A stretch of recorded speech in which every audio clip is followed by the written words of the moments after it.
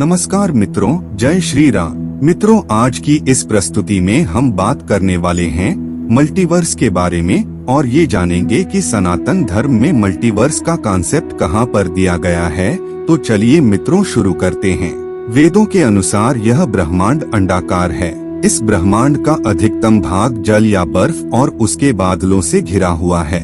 जल से भी 10 गुना ज्यादा यह अग्नि तत्व से घिरा हुआ है और इससे भी 10 गुना ज्यादा यह वायु से घिरा हुआ माना गया है। वायु से 10 गुना ज्यादा यह आकाश से घिरा हुआ है और यह आकाश जहाँ तक प्रकाशित होता है वहाँ से यह 10 गुना ज्यादा तामस अंधकार से घिरा हुआ है और यह तामस अंधकार भी अपने से 10 गुना ज्यादा महत अंधकार से घिरा हुआ है, जो असीमित, अपरिमेय और अनंत है। उस अनंत से ही पूर्ण की उत्पत्ति होती है और उसी से उसका पालन होता है और अंतत यह ब्रह्मांड उस अनंत में ही लीन हो जाता है।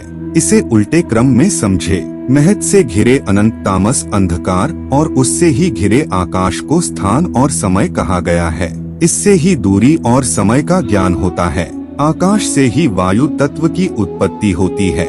वायु से ही तेज अर्थात अग्नि की और अग्नि से जल, जल से पृथ्वी की सृष्टि हुई। इस पृथ्वी पर जो जीवन है उनमें पृथ्वी और आकाश दोनों का ही योगदान माना गया है। मानव या अन्य सिर्फ माटी का पुतला ही नहीं है, पांचों तत्वों का जोड़ है।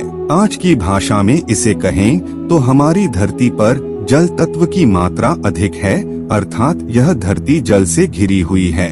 प्रारंभी में यह जल से ही ढकी हुई थी। जल से भी अधिक इस धरती पर वायु तत्व विद्यमान है, अर्थात संपूर्ण जल राशि और धरती को वायु ने अपने घेरे में ले रखा है। जहाँ तक वायु है वहाँ के बाद अंतरिक्ष शुरू होता है, जिसे आकाश भी कह सकते हैं। तो यह वायु आकाश से घिरी हुई है। फिर जहाँ तक प्रकाश फैला हुआ है वहीं तक आकाश, या जहाँ तक ग्रह नक्षत्र विद्यमान है वहीं तक आकाश माना जाता है। फिर यह आकाश भी तामस अंधकार से घिरा हुआ है और यह तामस अंधकार भी एक अन्य तरह के महत अंधकार से घिरा हुआ है। मल्टीवर्स या मेटा यूनिवर्स या मेटावर्स कई संभावित ब्रह्मांडों का एक काल्पनिक सेट है जिसमें भौतिक रूप से मौजूद हर चीज शामिल है। मल्टीवर्स शब्द 1895 में अमेरिकी दार्शनिक और मनोवैज्ञानिक विलियम जेम्स द्वारा गढ़ा गया था। मल्टीवर्स के भीतर विभिन्न ब्रह्मांडों को कभी कभी समानांतर ब्रह्मांड कहा जाता है। आज के आधुनिक ब्रह्मांड विज्ञान भी इसके रहस्यों को लेकर हैरान ही है। वैसे तो इस ब्रह्मांड में कई रहस्य हैं। आइए जानते हैं कि समानांतर ब्रह्मांड का अर्थ क्या है। समानांतर ब्रह्मांड का अर्थ है कि इस सृष्टि में एक से ज्यादा या अनगिनत हमारे जैसे ब्रह्मांड मौजूद होते हैं, जिनमें हमारी पृथ्वी और एकदम हम जैसे कि इस ब्रह्मांड पर है, ठीक वैसे ही डुप्लीकेट रूप में दूसरे ब्रह्मांड में भी होते हैं। उदाहरण के लिए, अगर आप इस ब्रह्मांड की पृथ्वी पर बैठकर हमारी ये प्रस्तुति देख रहे हैं तो ठीक उसी समय आप किसी दूसरे ब्रह्मांड की पृथ्वी पर बैठकर शायद चाय पी रहे हों। किसी और ब्रह्मांड में ये प्रस्तुति देखकर आप खत्म कर चुके हों तो किसी और ब्रह्मांड की पृथ्वी पर आप छोटे बच्चे के रूप में खेल रहे हों। इस तरह जितने ही ब्रह्मांड हम सोच सकते हैं उतने ही आपके अलग अलग रूप उन ब्रह्मांडों में मौजूद हैं।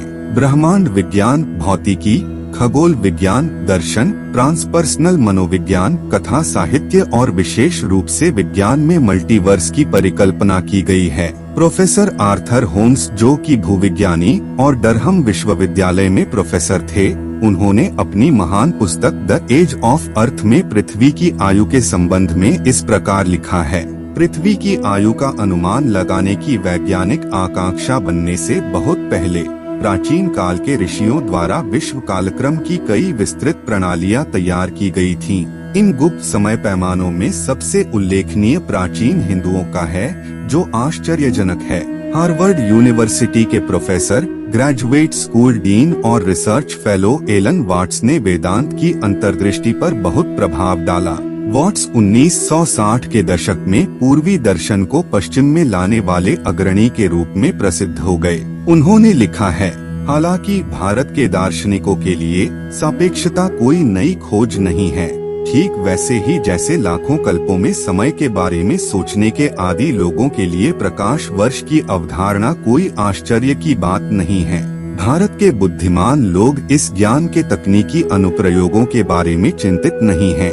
यह इस परिस्थिति से उत्पन्न होता है कि प्रौद्योगिकी इसे लागू करने के असंख्य तरीकों में से एक है। जब पृथ्वी और विस्तारित ब्रह्मांड की वर्तमान आयु की हिंदू गणना प्रोफेसर होम्स को इतना आश्चर्यचकित कर सकती है, तो संपूर्ण ब्रह्मांड की आयु के संबंध में हिंदू गणना जिस सटीकता से की गई थी वह किसी भी व्यक्ति को मंत्रमुग्ध कर देगी। श्री प्रभुपाद जी ने कहा है कि जिस ब्रह्मांड में हमें रखा गया है उसके परे असंख्य ब्रह्मांड हैं, और ये सभी भौतिक ब्रह्मांड आध्यात्मिक आकाश के केवल एक महत्वहीन हिस्से को कवर करते हैं, जिसे ऊपर सनातन ब्रह्मलोक के रूप में वर्णित किया गया है।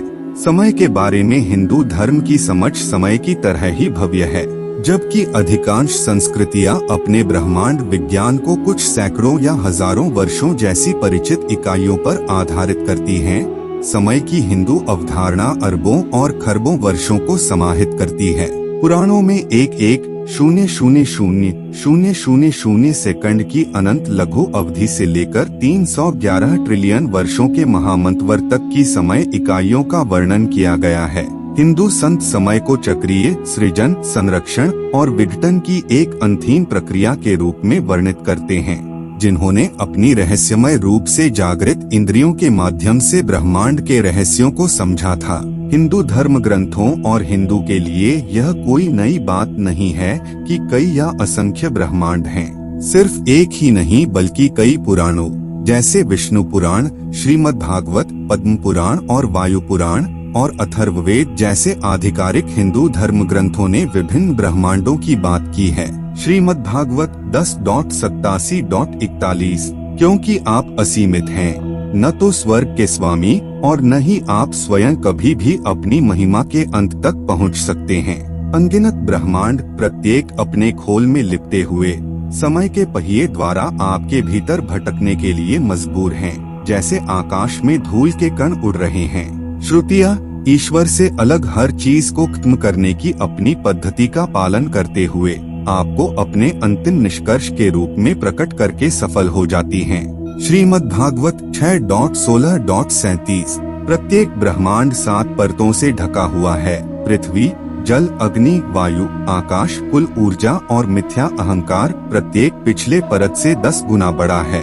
इसके अलावा असंख्य ब्रह्मांड हैं, और यद्यपि वे असीमित रूप से बड़े हैं, वे आप में परमाणुओं की तरह घूमते हैं, इसलिए आपको असीमित अनंत कहा जाता है। शिवजी ने कहा, हे पुत्र, मैं, ब्रह्मा जी तथा अन्य देवता जो अपनी अपनी महानता की भ्रांत धारणा के कारण इस ब्रह्मांड के भीतर चक्कर लगाते रहते हैं, भगवान से स्पर्धा करने की क्षमता नहीं रखते, क्योंकि भगवान के निर्देशन मात्र से असंख्य ब्रह्मांडों एवं उनके निवासियों का जन्म और संहार होता रहता है।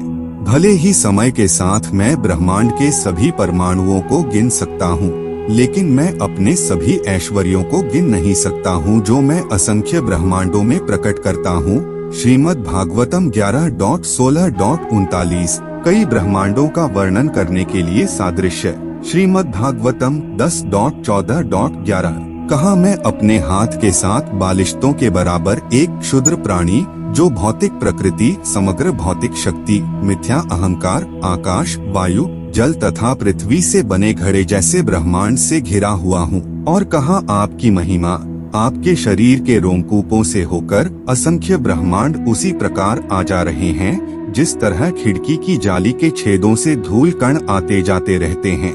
ब्रह्मांडों को ढकने वाली परतें या तत्व पहले की तुलना में 10 गुना अधिक मोटे हैं, और सभी ब्रह्मांड एक साथ एकत्रित होकर एक विशाल संयोजन में परमाणुओं की तरह दिखाई देते हैं। समानांतर ब्रह्मांड की अवधारणा ब्रह्मा वैवर्त पुराण के अनुसार, और कौन अंतरिक्ष की विस्तृत अनंतता में से ब्रह्मांडों को साथ साथ गिनने की खोज करेगा, जिनमें से प्रत्येक में ब्रह्मा, विष्णु, शिव हैं। उन सभी इंद्रों को कौन गिन सकता है?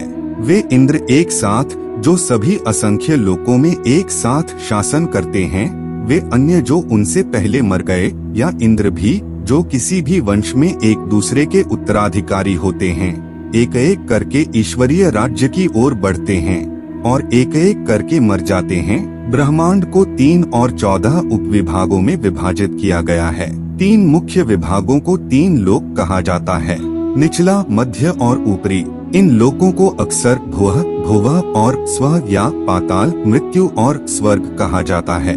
हिंदू धर्म के अनुसार ब्रह्मांड या मल्टीवर्स कभी भी किसी विशेष बिंदु पर नहीं आया, बल्कि हमेशा से है, हमेशा रहेगा, लेकिन निरंतर प्रवाह में है। अंतरिक्ष और समय चक्रीय प्रकृति के हैं। यह ब्रह्मांड बस वर्तमान है जो प्रवाह में है और लगातार बदल रहा है। जब अंततः यह प्रकट होना बंद हो जाएगा तो एक नया अस्तित्व उत्पन्न होगा। इन विचारों का एक दिलचस्प समानांतर ब्रह्मांड के एक पायरोटिक मॉडल में पाया जा सकता है। इस अवधारणा को बौद्ध धर्म ने भी स्वीकार किया है।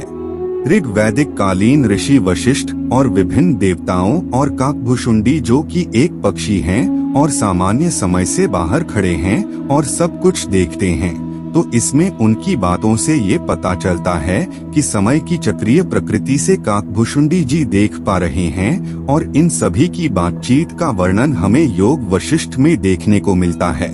इसमें काकभुशुंडी जी ने अलग अलग परिणामों के साथ 11 बार रामायण देखी और 16 बार महाभारत देखा, लेकिन दक्ष यज्ञ को 2 बार देखने के बाद उन्होंने इसे दोबारा देखने की परवाह नहीं की। शायद उन्हें इसे देखने का कोई मतलब न रहा हो, क्योंकि यह हर बार उसी तरह समाप्त हुआ था। मित्रों, काकभुशुंडी जी के बारे में भी हम किसी आने वाली वीडियो में बात करेंगे। तो मित्रों, आज की इस प्रस्तुति को यहीं विराम देते हैं। अगर आपको ये प्रस्तुति पसंद आई हो तो इसे अपने दोस्तों के साथ शेयर जरूर करिएगा। धन्यवाद। जय श्री राम। हर हर महादेव।